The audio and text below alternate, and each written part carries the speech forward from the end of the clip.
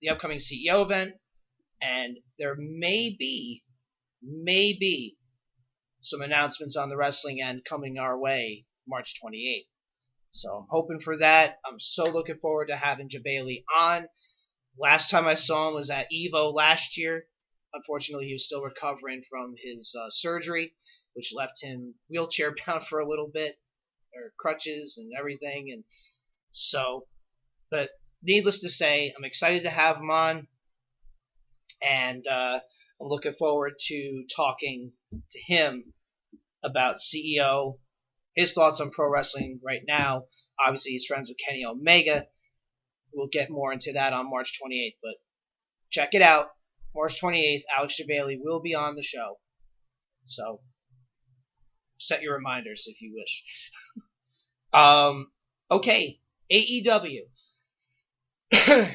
AEW announces partnership with Culture City. Let's see. This is from 411 Mania. AEW announced a new partnership today with Culture City, a non-profit organization that helps, quote, acceptance and inclusion for all individuals with unique abilities, end quote. Per the announcement below, the Double or Nothing event in Las Vegas will be the first sensory inclusive event the first sensory inclusive wrestling event in history to help people with autism and other sensory needs the ability to experience the show, which is awesome.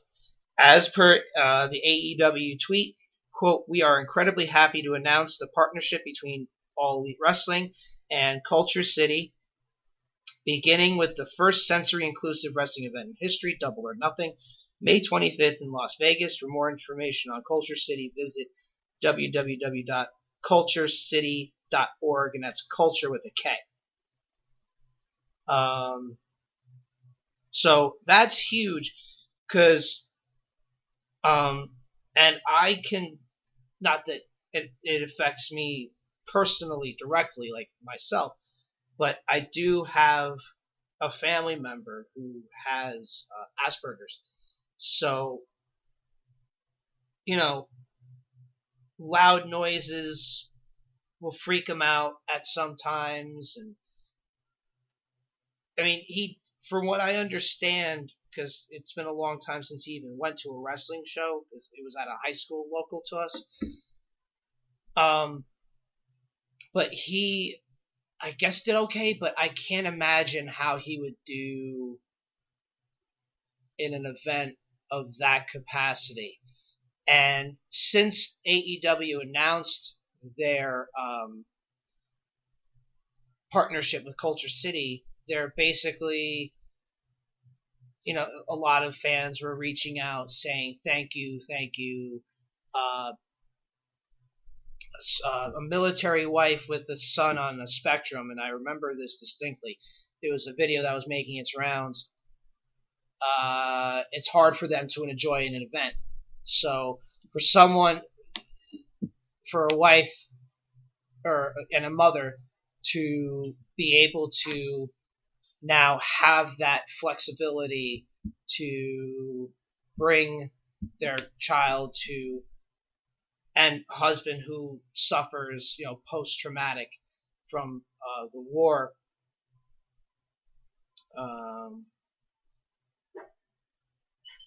Here, let's see. I want to try and find this tweet I found. Just trying to remember.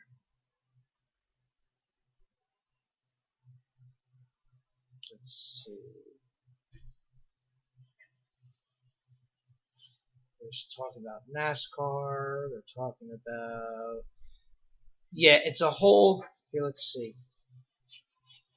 T-Mobile Arena. There was a promo that they were doing once you get like a pair of these headphones or something. I have no idea. And then obviously I'm looking at Culture City's Twitter account right now. People tweeting, I grew up with hypersensitivity disorder. Basically saying, I wish there were folks like you around when I was younger. Thank you to Brandy and Culture City. and All Elite Wrestling as well. Okay, this is from Puro Sound Labs. I believe this is who I guess is working with here as well. For every pair of our Purocom earmuffs that are bought, we donate one to Culture City for their sensory bags that will be available at Double or Nothing. So that's cool. If for every pair of these earmuffs that are bought, they donate one to AEW basically for the sensory bags for Double or Nothing. So it's really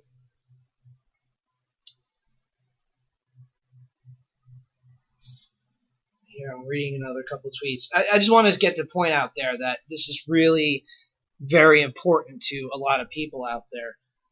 This tweet was a note saying, quote, I personally struggle with a mix of agoraphobia and claustrophobia that induce severe anxiety attacks at loud, crowded events.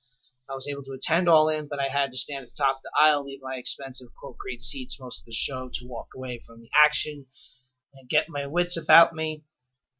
I've actually had to leave a few WWE pay-per-views in the past because the struggle wasn't worth the experience that All In was for them.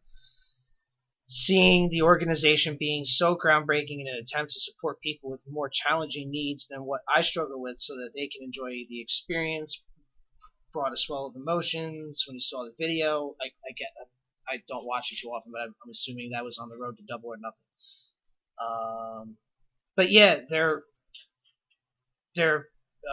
AEW being progressive in their way of dealing with the audience, trying to make it so that everyone feels included, which is above and beyond anything that like a corporation like WWE is doing for their fans. Now, I don't know anything of that happening because I haven't attended WWE shows in a while. I did attend NXT recently, but I didn't notice anything for any sort of inclusion for people with sensory issues. I guess they're thinking, might as well bring it yourself or this or that. So, I mean, it's nice to know that, and I kind of talked about it with Logan Black before in the interview, where, I mean, obviously they're talking about it from a talent standpoint of being inclusive of, openly gay, transgender athletes. If you're good, they want you. So they're sending a mission statement out then basically saying, we want you to feel comfortable enough to be at the show and enjoy it with us. And they're doing progressive work and trying to be ahead of the curve and make sure that the talents that spent, that tweet that I just read with the note, they had to pretty much experience the event with such anxiety, which is a shame because nobody should have to live through that. And I sincerely feel for the people that go through that kind of thing. And it's unbelievable. And I never experienced it myself firsthand seeing it, but I remember, again, my family member hearing stories of they had to go away or they had to do this, they had to do that, or even things like another family member has something with her ears where loud noises hurt, so they're AEW is doing great work, guys, and let's be honest, between the talent that they're signing, as far as performers, as for the talent that they're signing backstage, whether it be producers, whether it be production, because like I've said on the show before, you look at the difference between the Jacksonville rally and the Las Vegas rally, just from the quality of production by itself is night and day. And they're making improvements, and it's going fast. Double or Nothing is about 3 months away, a little less than 3 months away. There's a lot of time to promote and to build. They're taking advantage of social media and using it to their advantage to promote this event. Double or Nothing is sold out. So, they're doing a lot. And obviously, along the way, they're trying to think of ways, and it's obvious, to make sure that the fan that has already paid for their ticket and want to experience the show, and they might have certain issues that people don't necessarily think about, they're keeping them in mind. So, I expect a lot of these kind of announcements coming from them. Obviously, I don't see that partnership with Culture City ending with Double or Nothing. I think it'll continue for a long time, and hopefully for a long time. Culture City, they're a part of big organizations as well, like the NFL, NASCAR, NBA. They do stuff for those sporting events as well. So to be partnering up with a company like AEW, it's really going to do some good things for AEW. It's going to do good things for the people that want to attend and that want to experience as full of an experience as they possibly can live. Now you have ways that will alleviate that for those people suffering from those said disorders. So just really kudos to AEW and kudos to everyone involved that's really being proactive and being ahead of the game. So awesome work, awesome. And for anybody who's a part of that company, meaning AEW, whether you're staff, whether you're behind the scenes, whether you're talent, consider yourself lucky that you're a part of something special, and in many ways, some things that are much bigger than wrestling. So, on top of their announcements that, they'll do the charity event in the summer for gun violence victims and stuff, AEW is going to be a game changer, and I'm not just talking about from the talents that are involved. They're going to be a game changer for community effort and everything too.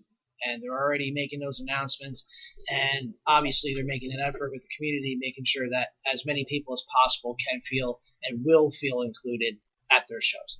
So awesome work. All right, so we go from something positive to, and this is going to be the last thing for the night, to something unfortunate, really. Lufisto, who, for anybody who doesn't know, one of, if not the best female independent wrestling talents out there ever. 22-year veteran. I remember my first experiences watching Lufisto CZW, where she's fighting for the Iron Man Championship, and she's wrestling in death matches with Necro Butcher and with the likes of, and Cage of Death matches. Just very groundbreaking women's wrestler at a time where women's wrestling wasn't so concentrated. She was one of those people who started that women's evolution movement before, obviously way before WWE, way before Impact or TNA did their knockouts and everything. So she was one of the people in the forefront, and one who I believe has inspired so many just by her being herself and doing what she does best. Unfortunately, well, I'll read you her statement that she posted on her Facebook page. It goes on, quote, "Hi everyone, thank you to everyone who took the time to send me messages, comment on Facebook, Instagram, and Twitter about my upcoming retirement. I wasn't expecting so much love." Oh, no, this is actually... Oh, this is a follow-up. I didn't even notice that. My bad. Okay, here we go. This is a long one, so please bear with me. She posted this on the 26th of February. It goes on, quote, "I didn't think I would write all this tonight, but here we are. So last week